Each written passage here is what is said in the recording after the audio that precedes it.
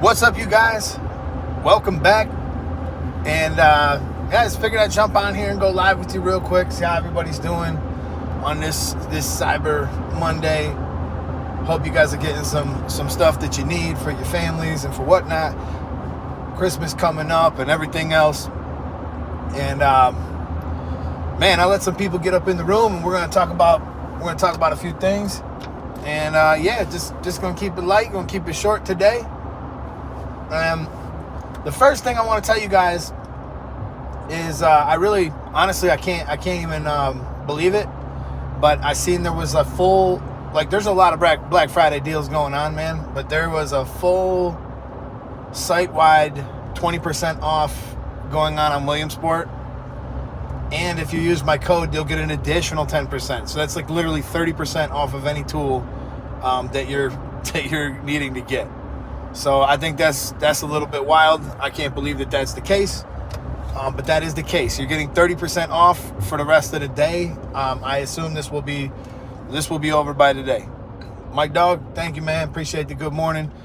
What's up, peeps? I'm glad you guys all joined.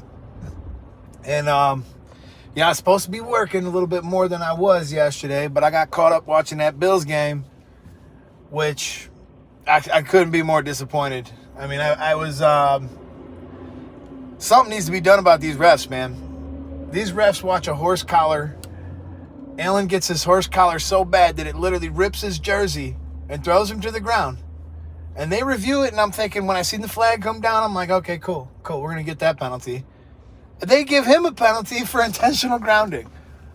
I don't know, man. Somebody needs to check the money trail on these refs. Some of the stuff that went on yesterday, y'all agree? I mean, who wants to see this? Even if it wasn't against my team, which it always is, by the way. It always is against the Bills.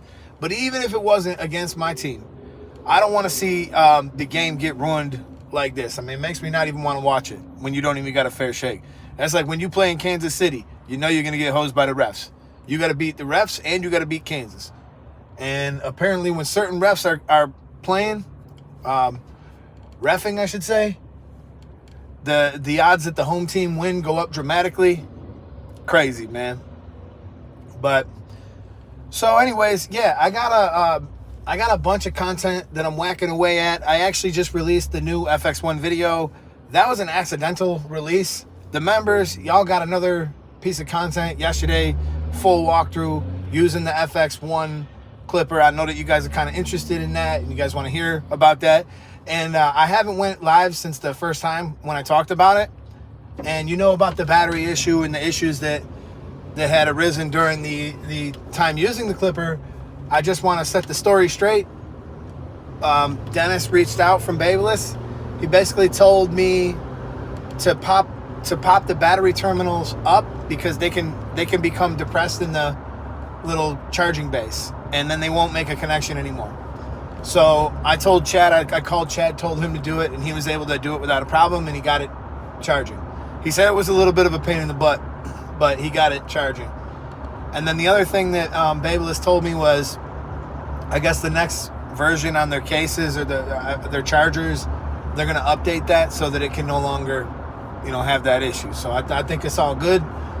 It's normal for new things to have new problems, and it's also normal for companies to take care of those problems. And that's just how it goes. And then the second thing that happened during the course of the first day using it was when the blade was in the open position, it began making a funny noise. Not sure what that was about, but I didn't do anything to it other than the general, just oil, and that's it. And I didn't do anything to it, and it stopped.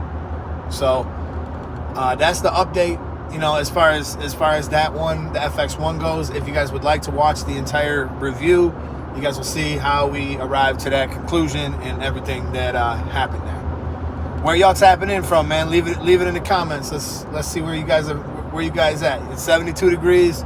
We're over here in Florida, and honestly, the day could not be nicer. It really could not be nicer. And I got a couple different camera things that I scooped up for the Black Friday savings there.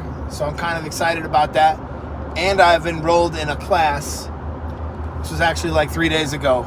But it got me thinking about, classes and enrolling in things and how online training is. Just curiosity, man. Quick poll with everybody in here. Have you guys joined, any other additional learning lately?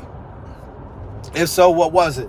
I'm just curious to know. So what I did was, I've actually been editing video for a very long time.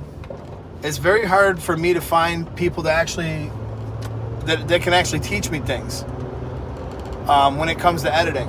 And I don't mean that in a braggadocious way. I have spent a lot of time doing this. I've edited commercials, I've edited for golf courses, I've edited for all kinds of stuff. So I started to think about, like, how could I improve what I'm doing?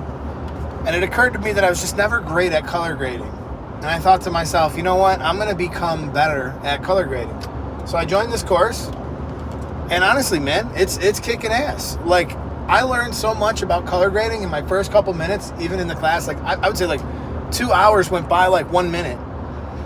That I thought about all the times that I struggled with that, and it was like I didn't know what I was doing. So I just would go ahead and tell you guys that, if there's something you were struggling with, if there's something that you want to learn, we got to dedicate a little bit of time in our life to continue growing our skill sets. Because if you're going to keep doing what you've been doing, you're going to keep getting what you've been getting. That's Martin Hall, golf instructor. But if you guys are going to continue trying to grow yourself, there's a few easy ways you can do it. One, look at the top performers in your shop. What are they doing differently than you? Look at the people who are more successful than you. What are they doing differently from you? You can try to figure that out yourself, or you could just ask them. Three, the really the big money makers in the shop, you might be surprised to find out, are not the best haircutters in the shop all the time. It doesn't make a difference how good you are at cutting hair. It makes a difference how good you are at making people feel something more than just a run-of-the-mill haircut. Giving them something that they can't get anywhere else. Talking to them, letting them unload on you a little bit, letting them take a break and let them really get to talk about some things that they are interested in. Their wife is tired of hearing them talk about the same fucking thing that they always talk about. No one in their life wants to hear about the stuff that they're telling people about. And they got an opportunity to maybe talk to somebody and feel good about it. And when they leave, they're not going to forget that. Some people know when you're helping them through a problem, even though you're not saying anything, you're just listening. Some people understand what it is you just did for them. And there's something about that it just makes you feel good, and it makes you want to come back and go to them again. So, one thing that I see a lot that I think is probably a little bit of an epidemic in our business that probably should change. If you're wearing headphones when you cut hair, I'm just going to be honest with you guys. You can go ahead and debate me in the comments. Leave it in the comments right now if you think wearing headphones when you're cutting hair is a good idea. Let me tell you something about just the social dynamics of this whole situation. People walk in. For instance, the Bills just lost yesterday, right?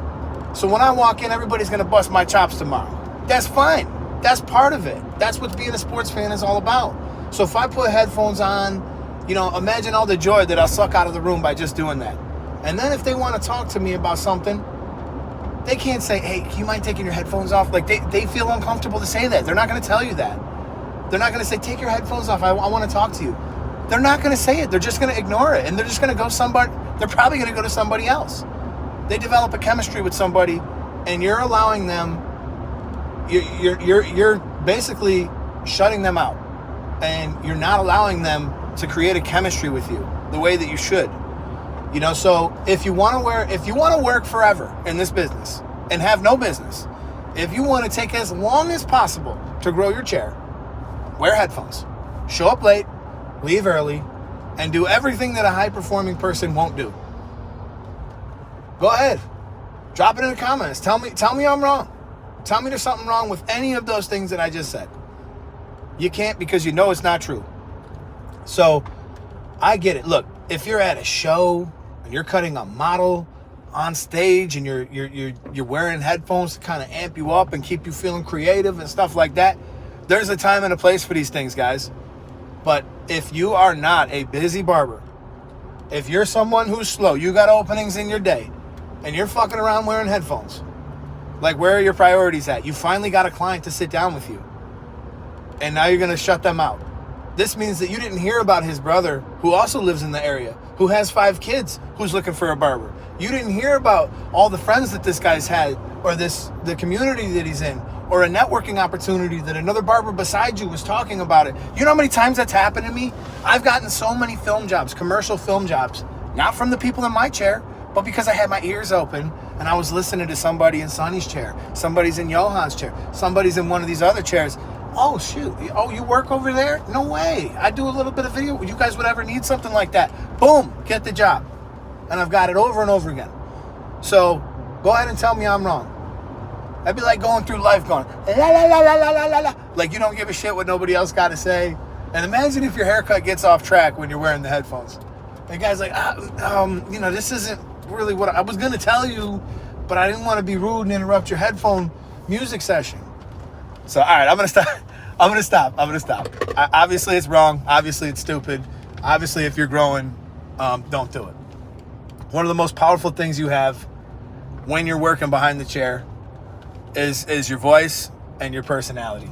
And that's the most contagious thing. That's the thing that's going to get people, excited to come back to you. He talks about the things I like. Guess what? I try to talk about what everybody else likes as often as I can. When somebody comes in and they have an interest, I don't care if their interest is in frogs and growing frogs in their backyard, which I don't know if anybody actually does that, but I would be asking them about that. I would provide them an opportunity to talk about those things. But, as it stands, a lot of people don't want to hear the shit you guys talk about. You'll tell every client the exact same story over and over again when they don't care. Let them talk. Don't interrupt them. It's as simple as that. Let them speak their mind. Let them have the center stage just for a minute and see what that don't do for you. It's kind of amazing when you think about it. Like, this is some common sense stuff. But, these are the things that, a lot of people are just not thinking about. And if you think about them, then you can go ahead and you can apply them. So, with that being said, man, I hope you guys have a wonderful day. I got a little something to do right now, and I'm going to let you guys go. But if you guys are looking for anything barber related right now, don't hesitate to go to Williamsport Barber Supply. I think the link will be in the description to this one, but they have a 20% off site-wide sale, and you can use my code on top of that. You're literally getting 30% off of anything you want. So if you wanted that detachable, but you didn't want to spend that money, if you wanted to buy those extra blades, the ones that are actually sharp, you can get those. There's a clipper spray called Fast and Furious. I'm going to be doing a little short video on this. Yo, this stuff is the truth. It sprays oil really hard into the clipper, and it creates an incredibly good performance. So there's a lot of things you guys could be scooping up right now, and I do hope that you guys have a wonderful afternoon. And I'll catch you guys in my next one. Peace.